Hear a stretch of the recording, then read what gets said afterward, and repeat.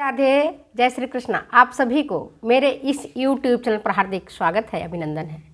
प्यारे बच्चों, जब आप प्रैक्टिकल एग्जामिनेशन देने जाते हो और उसमें वाइवा पूछा जाता है आपसे, तो आप सही उत्तर नहीं दे पाते हो।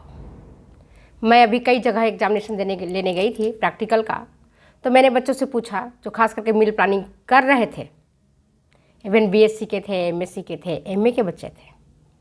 उनसे मैंने पूछा कि बच्चे बताओ, आपने जो डिशेज बनाई हैं, किसी बच्चे ने पालक की सब्ज़ी बनाई हुई थी और पनीर बनाया हुआ था, पालक पनीर की भी सब्ज़ी बनी हुई थी। तो मैंने उनसे पूछा जा कर के कि प्यारे बच्चों ये बताओ, ये जो आपने पालक बनाई है, पालक में कौन से पोषक तत्व मिलते हैं? सुनकर आश्चर्यचकित रहेंगे आप। बच्चे क्या कहते हैं? मैडम, पालक में मिलता है जिंक, सोडियम, फैट, प्रोटीन।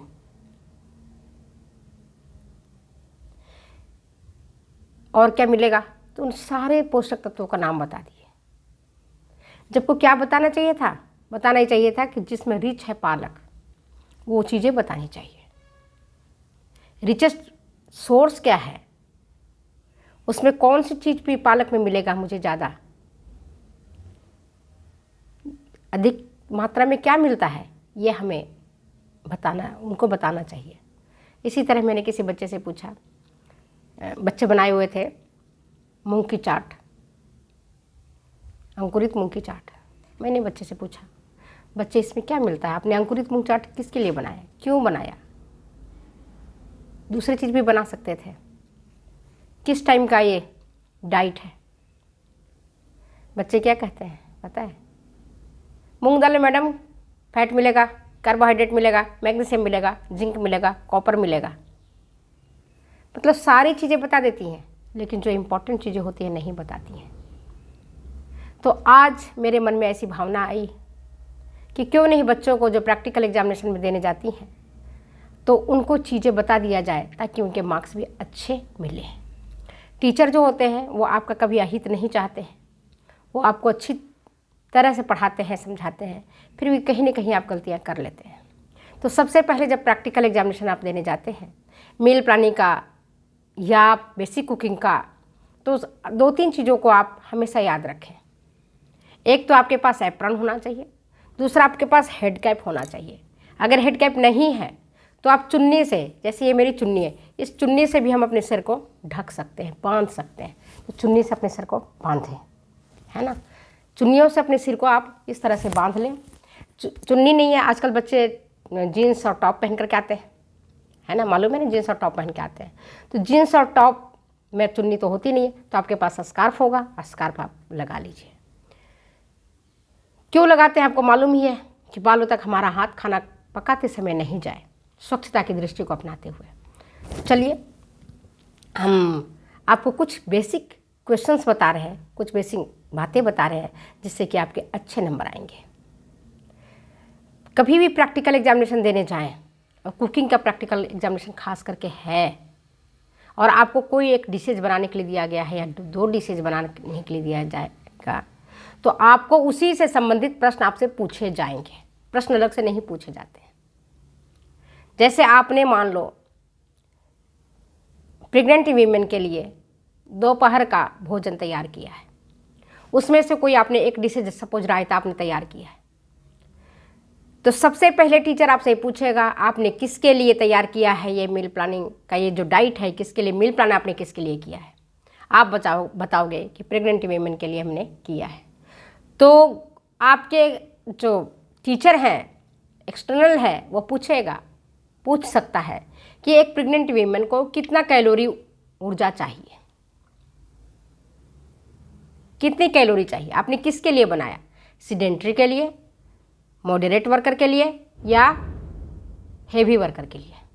तो आपको कंसेप्ट क्लियर होना चाहिए कि हमने किसके लिए बनाया है, सीडेंटरी के लिए बनाया है, मॉडरेट के लिए बनाया है, या हमने हेवी वर्कर के लिए बनाया है। ये बात आपको क्लियर हो गई।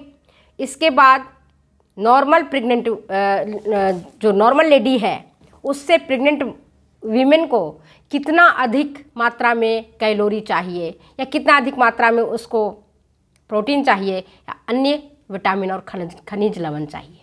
इतना आपको पता होना चाहिए। इतना पता हो गया आपको? जब ये पता होगा तो जिससे संबंधित आपको प्रश्न आते हैं पूछने के लिए, उन प्रश्नों से संबंधित संपूर्ण चीज़ों की आपकी जानकारी आपको हो जाना चाहिए। ठीक है? तो आज मैं नॉर्मल चीज़ें बता रही हूँ। जब भी आप सर्व करें तो आपके पास सर्विंग प्लेट होना चाहिए, साथ में एक चम्मच, फॉर्क, पानी का ग्लास और पेपर नैपकिन या कोई सा भी आपके पास हाथ पोंछने के लिए रुमाल होना चाहिए। पेपर नैपकिन रख लीजिए, बढ़िया रहता है, उसको फोल्ड करके आप रख सकते हैं। तो आपको इस तरह की व्यवस्था आपको प्रैक्टिकल एग्जामिनेशन में, जहाँ कुकिंग की परीक्षा आप देने जा रहे हैं, वहाँ आपके लिए अनिवार्य है। आपके जो ये नाखून हैं अंगुलियों के, ये भी कटे होने चाहिए। और जब भी आप कुकिंग करते हैं तो जो एक्सटर्नल होता है, जो वहाँ टीचर रहता है, उसका दिमाग, उसका ध्यान, चूँकि आपके यहाँ परीक्षा लेने आया है तो उसका ध्यान आपकी तरफ रहता है। वो देखता है कि कितनी बार अपने बालों में उंगलियाँ फिराते हो, कितनी बार आप इधर आँख को, नाक को, कान को पोंछते हो। तो बेहतर होगा हाथों में अगर ग्लव्स पहना जाए तो ज़्यादा अच्छा होगा। नहीं हाथों में ग्लव्स, कोई बात नहीं, चलेगा, लेकिन एप्रन, हेड कैप अनिवार्य है, नाखून कटा होना अनिवार्य है। और जो मैंने आपको बात बताई, जहाँ भी आप सर्विंग करेंगे वो एरिया आपका क्लीन होना चाहिए, स्वच्छ होना चाहिए। और साथ में जो मैं आपको बता रही हूँ वो ये, कभी भी वन सर्विंग के लिए ही आप भले भोजन बहुत सारा पकाया हो, लेकिन जब आप सर्व करेंगे तो केवल वन सर्विस, एक व्यक्ति जितना उसको प्लेट में डालता है उतना ही आपको डालना है, पहली बात। दूसरी क्या करना है कि आपके जो सर्विंग ट्रे है, प्लेट है, जो भी है, उसमें चम्मच, खाली कटोरी या खाली प्लेट और फॉर्क, पानी का ग्लास, पेपर नैपकिन अनिवार्य है।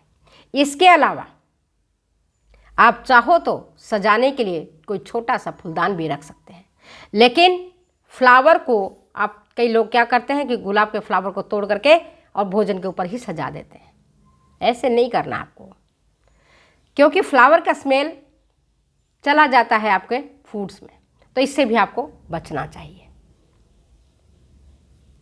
तो आज मैंने आपको बेसिक चीज़ें बताई हैं जो बहुत इम्पॉर्टेंट है आपके प्रैक्टिकल एग्जामिनेशन के लिए, खास करके जो बच्चे कुकिंग की परीक्षा देने जाएंगे, मील प्लानिंग देने जाएंगे या बेसिक कुकिंग करने जाएंगे, उससे संबंधित। बेसिक कुकिंग में अगर आप बेसिक कुकिंग की परीक्षा देते हैं तो आपने तैयार किया, सपोज नाश्ता आपने तैयार किया, ब्रेकफास्ट तैयार किया, या आपने कोई सूप तैयार किया, या आपने कोई शेक तैयार किया, या आपने कोई स्क्वैश तैयार किया, उससे संबंधित आपको प्रश्न पूछे जाएंगे। अगर आपने कोई, जैसे आपने हलवा बनाया, सपोज मान लो आपने हलवा बनाया, तो कौन सी विधि से हलवा बनाया, ये आपसे प्रश्न पूछे जाएंगे कि कुकिंग मेथड्स कौन कौन सी हैं और किन किन कुकिंग मेथड्स का आपने उपयोग इसमें किया है, किन किन कुकिंग मेथड से आप और कौन कौन सी चीज़ें आप बना सकती हैं। इससे संबंधित प्रश्न आपसे पूछे जा सकते हैं और पूछे जाएंगे। और जब आप बेसिक कुकिंग करने जाते हैं तो आप निश्चित तौर पर 12वीं में आपने क्लास 12th में आपने पढ़ाई की है।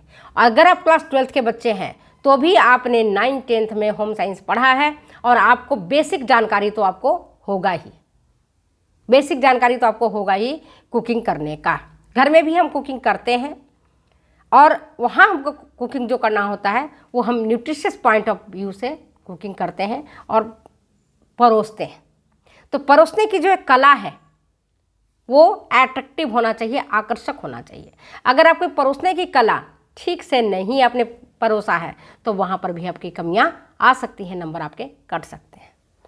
जैसे मान लो बेसिक कुकिंग में आपको कोई शेक बनाने के लिए दिया गया है, आपने अपनी मर्जी से कोई शेक बनाया है, आपने बनाना शेक बनाया, तो जो एक्सटर्नल आपसे पूछ सकता है कि ये बनाना शेक आपने जो बनाया है इसमें दूध है और आपने केला डाला है, तो दूध में कौन से पोषक तत्व मिलेंगे और केला में कौन से पोषक तत्व मिलेंगे।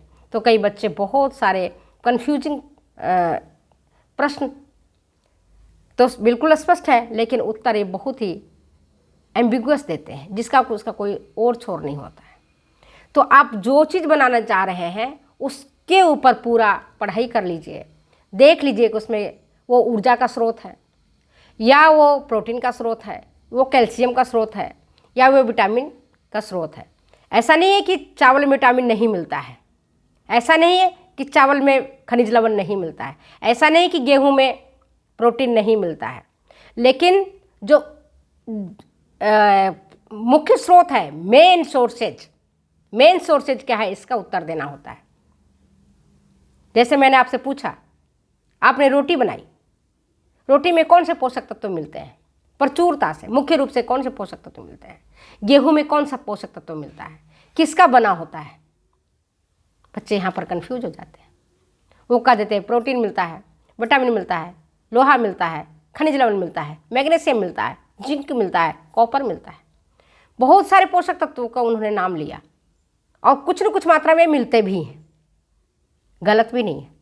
लेकिन हमें आंसर क्या देना चाहिए कि रिचेस्ट सोर्स जो होता है गेहूं का, वो उससे हमें कार्बोहाइड्रेट मिलता है, ऊर्जा मिलता है। बाकी सब अन्य चीज़ें भी मिलती हैं लेकिन उसकी मात्रा अल्प होता है। तो एक्सटर्नल का पूछने का जो तरीका होता है वो ये जानना चाहता है कि आपने जो चीज़ें बनाई है आपको कितना नॉलेज है, आप कितने अच्छे तरीके से प्रश्नों का जवाब देते हैं। इसी पर आपका पूरा प्रैक्टिकल का नंबर डिपेंड करता है। कहीं प्रैक्टिकल के नंबर 30 होते हैं और कहीं 25 होते हैं। कुछ यूनिवर्सिटी में, जैसे JNV यूनिवर्सिटी जोधपुर का या MDS यूनिवर्सिटी आपके अजमेर का या महाराजा गंगा सिंह यूनिवर्सिटी बीकानेर का, यहाँ पर प्रैक्टिकल 30-30 नंबर के 2 अलग अलग प्रश्न पत्र होते हैं, 2 अलग अलग पेपर होते हैं, उन दोनों को मिला करके 60 नंबर होते हैं। 60 नंबर में 60 नंबर होता है। उस 60 नंबर में आप अधिकतम नंबर आप खींच सकते हैं और अपने परसेंटेज को बढ़ा सकते हैं। होम साइंस लेने का या ज्योग्राफी लेने का या साइकोलॉजी लेने का एक ही मकसद होता है और वो मकसद ये होता है कि हम अधिक से अधिक नंबर प्राप्त कर सकें और अपने परसेंटेज को बढ़ा सकें। तो चलिए, आज जो इम्पॉर्टेंट चीज़ होती है, बेसिक चीज़ होती है, जो प्रैक्टिकल के लिए, सभी चीज़ों के लिए, उसके से संबंधित मैंने आपको जानकारी दी है। तो अगर ये वीडियो अच्छी लगती है तो प्लीज़ शेयर करें, कमेंट करें और दूसरे बच्चों को भी सहयोग करें। फिर मिलते हैं हम अगले वीडियो।